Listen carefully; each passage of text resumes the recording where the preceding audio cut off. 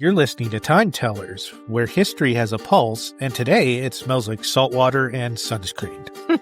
That's right, Dan. Whether you're packing up for the Jersey Shore or dreaming of a quiet lakeside retreat, we're diving into the sandy story of how beaches became the vacation destination. From medieval Europe to Malibu, from the cold shores of Lake Superior to the sun-drenched Keys of Florida, today's episode is your historical passport to paradise. Before the beach was where you went to unplug, it was more of a no-go zone. For centuries, people considered the ocean and the shoreline liminal spaces, where the world of the living ended and something else entirely began. In ancient Greece, the sea was tied to mythology and chaos. Poseidon wasn't just a god, he was a volatile force. You can even ask Neptune that.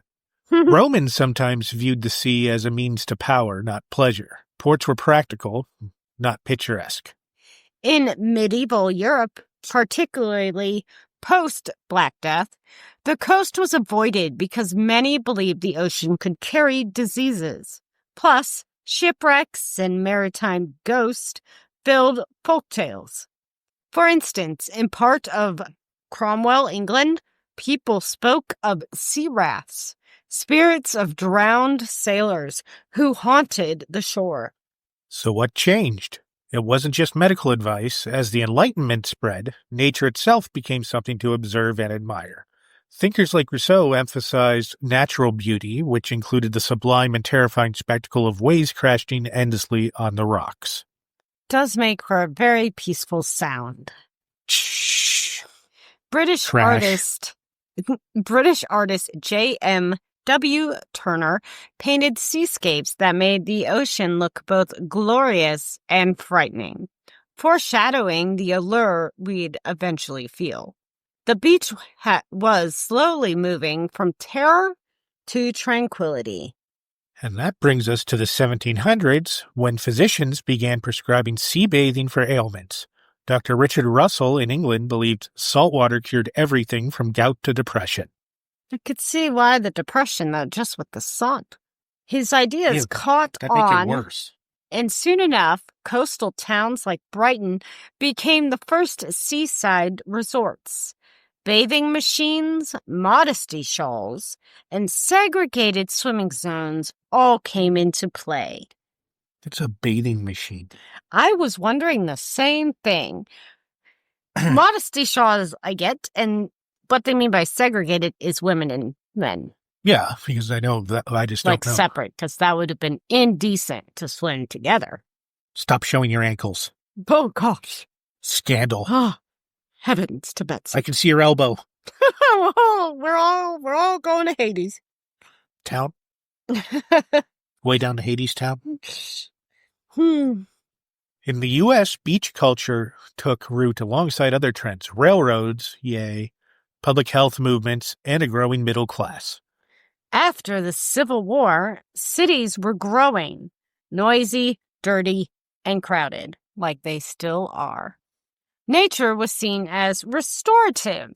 As trains expanded into coastal areas, developers saw a golden opportunity. Sell the sea as a tonic. Yay, capitalism. Yep. Cape May, New Jersey, claims the title of America's first seaside resort. The elite visited in the 1810s, and by mid-century, it was packed every summer. Then came Coney Island. Yay. By the 1870s, it was known for food stalls, sideshows, and eventually roller coasters. It gave working-class New Yorkers a taste of escape for just a nickel. Coney Island is also where the modern swimsuit began to take shape, though early versions were wool-heavy and modest enough to cover knees and elbows, as they should. Wool? Ugh. No, thank you. Public transit was key. Streetcars and later subways brought millions of Americans to the Atlantic shoreline. That's one word. Shoreline. Beach towns were now within reach for immigrants, workers, and families alike. Frederick Law Olmsted, the designer of Central Park, saw natural water as essential to well-being. He helped shape park spaces in places like Boston and Buffalo with access to artificial beach-like shores. Buffalo being on Lake Erie. Yep. Which is where we are as well. Which will get mentioned later. Shocker. Post-World War II, America exploded with optimism. And with it, the concept of vacationing by car. The Federal Aid Highway Act of 1956 made it easier to get to the coast. And suddenly, Florida, California, and the Jersey Shore became magnets. And those places offered more than just sun. Surf competitions, beachfront amusement parks, and music festivals created the beach lifestyle. Let's not forget the influence of film. From Gidget to Blue Hawaii, beaches were glamorized as sites for fun, romance, and innovation. Let's not forget the influence of film. From Gidget to Blue Hawaii, beaches were glamorized as sites of fun, romance, and reinvention. That's what I think of when I see dead fish. Ugh. Gross. Of course, this was also a time of racial segregation. Many beaches were off limits to Black Americans, leading to the rise of safe spaces like American Beach in Florida and Atlantic Beach in South Carolina. Some of these communities thrived, building dance halls, hotels, and even golf courses. Their stories are often let out of beach history, but they're vital. California's Muscle Beach introduced outdoor exercise to the mainstream. Meanwhile, Florida's spring break culture grew into a rite of passage for college students by the 1980s. Spring break. Here's something most people don't know. The color and the texture of sand can tell you a lot about its origin. White sand means typically quartz-based, found in Florida and the Caribbean. Black sand, volcanic in origin. You might see this in Hawaii, Iceland, and parts of New Zealand. Pink sand, crushed coral and shell fragments, seen primarily in Bermuda and the Bahamas. Atlantic beaches are often cooler and rougher. They tend to have more dramatic tides and larger dune systems. Think of Cape Cod or the Outer Banks. And also think of great white sharks. Oh. It's Jaws' 50th anniversary this year. Yes, it is. And that is, ironically, one of my favorite movies. Do you have Peacock? Yes. They have all four of them on there right now. I don't like any of the other ones. 1 and 2 are the good. First, maybe 2. Maybe 2. And 4. I'll give Especially when Jaws roars. And follows them all the way down from, all the way from Martha's Vineyard down to, or Amity Island. Martha's Vineyard where they filmed. Anyway, right. Amity Island down to the Bahamas. And I somewhat almost more enjoy the story of filming Jaws more than the movie itself. What about the play? Nightmare. Did you see the play? No. The shark is working? It was no, but that, yeah. It had its premiere up in Toronto, and then it was on Broadway for a little bit. It actually starred, what's his name? I forgot, the actor that plays Quint. Oh, okay, yeah. His son. Yeah. Oh, okay. Was in it, and also, I think, co-wrote it. That kind of makes sense. Yeah, it was on the making of the thing. Now, I've seen some behind the scenes documentaries and stuff, and we're lucky to have that movie. Let's just say that. And some of the deleted scenes are great too, like when Quint plays clarinet. That's a good one. Where were we? I should have brought my tiger. We were talking about the Atlantic Ocean. Now we're going to talk about the Pacific. The Pacific beaches, thanks to California girls? California current, have colder water year-round. Oh, I was hoping for some Daisy Dukes. They were known for big waves, cliffside views, and rugged coastlines. Think the second movie of Twilight, when she jumps off the cliff. Anyways. I'd rather not think about Twilight. Hey, it's Taylor Lautner. I have to appreciate, even in the bad wig, have to appreciate. I saw a few seconds of it because somebody made me watch it. Oh, whatever. It wasn't me. I didn't make them watch it. No, and then I got distracted. and fell asleep. Okay, other parts of the Pacific would be with those rugged coastlines like Big Sur or Oregon's Cannon Beach. Gulf beaches, like the ones along the Gulf of Mexico. Yep. They're warm and calm. The water is shallow, and the sand, especially in places like Destin or Siesta Key, is soft and bright white. And let's not forget the Great Lakes. I already forgot them. They must not have been very great. They're named the Great Lakes because they are great. But there's greater lakes. They are the greatest lakes. No, they're not. I'm just kidding. Anyways. You're just saying that because they're in America. These freshwater coasts offer wave action, dunes, beach glass, and no salt or jellyfish. However, unfortunately, there are fish. Grand Haven, Presque Isle here in Erie, and Sleeping Bear Dunes are beloved inland gems. Here's a quick beach bucket list with activities. Cape Cod, Massachusetts. Clam digging, lighthouses, and whale watching. Yeah, we can't watch whales on Lake Erie unless I'm sunbathing. I'm glad you beat me to that. But then I would also need, sunglasses. I'm Irish. Get over it. Santa Monica, California. Pier rides, volleyball, and surf school. And horrible music. Clearwater, Florida. Dolphin watching, sugar soft sand. Cannon Beach, Oregon. Haystack Rock tide pools and puffins. Puffins are amazing. Sleeping Bear Dunes, Michigan, with dune hiking and stargazing. Gulf Shores, Alabama, with shrimp festivals and snorkeling. Shrimp. All I can think of now is Forrest Gump, but go ahead. Kailua Beach, Hawaii, for paddleboarding and sea turtles. I want to see a sea turtle in real life. That would be cool. You've never seen one in an aquarium? Well, I meant in the wild. Jeez. Well, go somewhere where they live.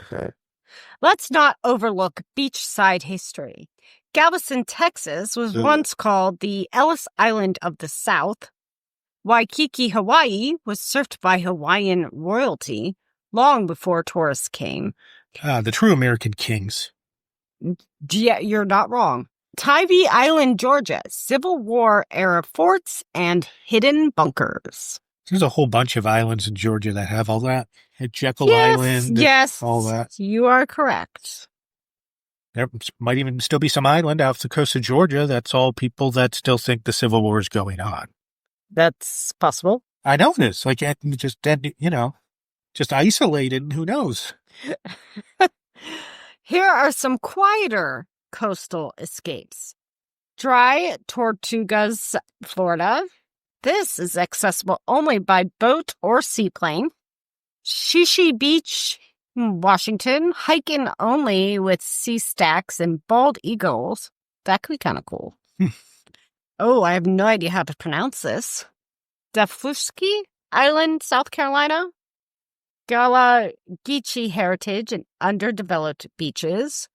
Boneyard Beach, also in South Carolina, has apparently bleached trees that you can turn into driftwood sculptures. North Manitou Island, Michigan. No roads at all, just trails and stars. I mean, you can't see stars anywhere else. Sounds like Mackinac Island. Kind of, yeah, it does sound like that. But I don't even think they have golf carts. Oh. In Selkirk Shores, New York, calm waters on Lake Ontario. Great for kayaking if you're into that. But what if you want a canoe? Well, you're out of luck. Kayaks only? Yes. Like the Edinburgh Lake. You can use both there. No, I'm just kidding. I've been kayaking there. That's why I said that. You won't find neon signs here, just tide, time, and tranquility. Again with my alliteration. Yeah. 3 T's, kind of like Time Teller's Tunes. Mm-hmm. Or Time Teller's Tuesday. Or Time Teller's Thursday. In 1900, Galveston, Texas, was devastated by the deadliest hurricane in U.S. history. 8,000 people died. Today, seawalls and markers tell the story along that beach. During World War II, U-boats stalked the East Coast. People watched from shore as ships burned offshore. And some even made it into the lakes. Yes, and also that is a similar thing that happened during, well, all the wars, really. I mean, I was going to say Civil War with the first submarine that sort of worked. It didn't really work. It just didn't work too well for the people inside it. Yeah. Yeah, any of the 3 times they tried with it. I mean, it only killed... technically, it was the first manned submarine, I think, as far as I know. I mean, they only killed 3 full crews. Of like 2 or 3 people each? 6? No, they didn't fit that many in there. It was like 5 or 6.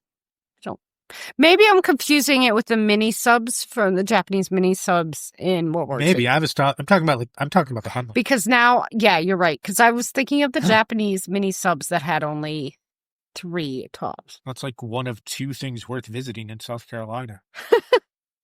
Well, Fort Sumter's kind of interesting. But... yeah, I would go to Fort Sumter. Yeah. Absolutely. And then where they have the Hunley Museum where you can see it. Well, when my parents lived in Georgia, I went to not Scarlett O'Hare, the author. Just forgot her name. Her museum. But anyways, I digress. Beaches were also battlegrounds for civil rights. In 1960, Biloxi Wade in protests desegregated Mississippi beaches. Brave activists entered whites-only zones and were beaten, but their actions led to federal lawsuits that opened access. If only people realized what colors fish were. Gray? What? Yeah, I mean, that's just as relevant. Oh, okay, carry on. I mean, if you're going to complain about black people, why aren't you complaining about gray people that aren't even people? They're just fish. Fish are gross. Go ahead. See?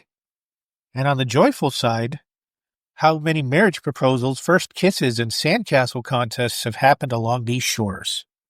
None of mine. But anyways, science backs it up. The ocean lowers cortisol, boosts serotonin, and promotes something called blue mind, a sense of peace near water.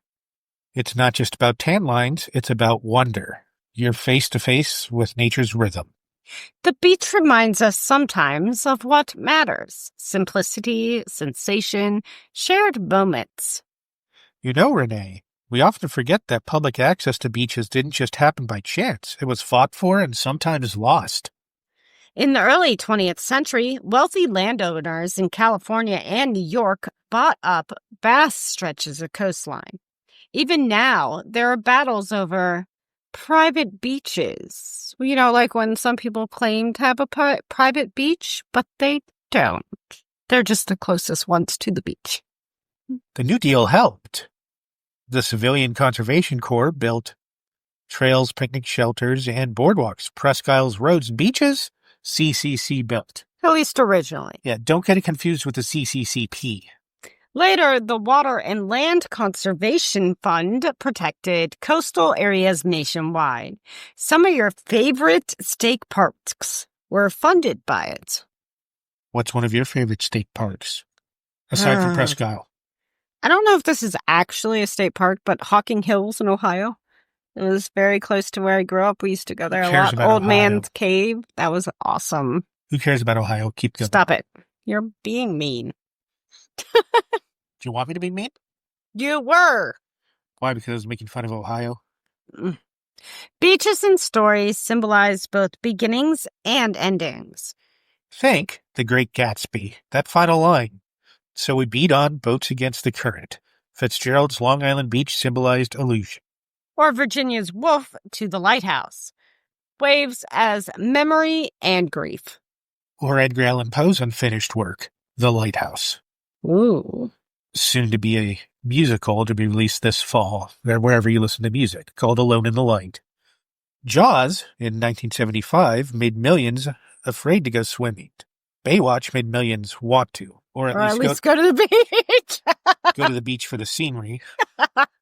Lucille Ball's beach outings, or the Brady Bunch Hawaiian trip, kept the beach as America's playground. Insert local lore here. That's you. Oh, I'm local lore? No. Well, you're the one who brought it up. Well, yeah, I just brought up Lucy's. Alice? Well, yeah. Oh. Lucy's local connection is she's from an hour away from here originally. True. Yeah, up in Celeron, New York. Mm-hmm. Also on the Great Lake of Lake Erie. Yeah, well, yeah. I mean, close. Yeah. But And then I forgot what her name. Alice. No. Yeah, but what was her... Anne, whatever it is. Oh, what's her last name? Played Alice on the Brady Bunch, grew up in Erie. Yeah, grew up in Erie and also did shows at the Erie Playhouse. Yes, she did. They have photographic evidence and everything. Yeah. And we're probably going to get yelled at for forgetting her last name. And she graduated from Strong Vincent. When it was still a high school. Yes. Yeah. Who was Strong Vincent? Oh, you'll just have to listen to another episode for that one. Think Civil War era. That was the 17th century. I mean, 19th century. Since we haven't mentioned that in this episode, we have to, 1800s is 19th century. We should probably try and... This, I think, was supposed to be a tiny time teller. Well... It's only 20 minutes, if that. Oh. Anyway, it's where drama, romance, and renewal all play out in flip-flops, or Crocs. Flip-flops are better. No. You mean slippers? No. Flip-flops are easier to clean out from all that sand. Flip-flops are slippers if you're somewhere where you actually wear them all the time, like Hawaii. That's why they call them that. I have never been to Hawaii, unfortunately. Why? Probably never will. Why not? Because one has to have money and, I don't know, a real ID to travel. Or a passport. Or a passport, none of which I have. So, You just get on a boat and get going. you have been listening to us ramble here on Time Tellers about beaches near and far. Although I, for one, don't go to the beach often enough for my dad. He would prefer I go more often because he grew up here and loves Presque Isle. Yeah. I, however, have a very big dislike of things in the water, with the few exceptions, like sea turtles, for instance. Anything gross and ugly looking, especially when it washes up. I don't like it. What's your definition of gross and ugly looking? Oh, so tempted right now, but I'm going to be nice. I'm not talking about the mirror in front of you. I'm not going to be nice anymore. It's sitting right next to me. That'll be edited out. Okay, then. This was titled Beneath the Boardwalk. Not to be sued for it's not under the boardwalk. No, it said beneath, not under. I wrote beneath. Yeah. Which is ironic. What did you do beneath the boardwalk? Do we even have a boardwalk here? I guess the one beach has a boardwalk. Sure, I can't remember which dock you go under. Like even Dobbin's Landing, you would consider that a boardwalk? I mean, it's huge comparatively. It was at some point. Well, because remember, they're doing the construction down on the bayfront. And they're doing construction? They're doing construction on the bayfront, and they're slowed down because they keep running into old docks that we just build up over. That's intelligence there, people. I'm like, hopefully you don't run into any human bones, because that will really slow you down. I hope they do, just so they have to stop it. You're not going to be able to drive. It's going to be a crime scene or an archaeological dig, one or the other. That's what I mean. They'll just have to stop the entire project indefinitely. And you're not going to be able to use the bayfront, which I use every single day. So when they shut it down next year for an entire year, that's going to suck. For me, personally. Oh, well. Because of where I work and where my parents live. Oh, well. Who are my main babysitters for after school for about an hour. Catch you where the land meets the water. Till next time. Stay curious and stay safe. And you're going to need a bigger boat. I just got glared at. Bye.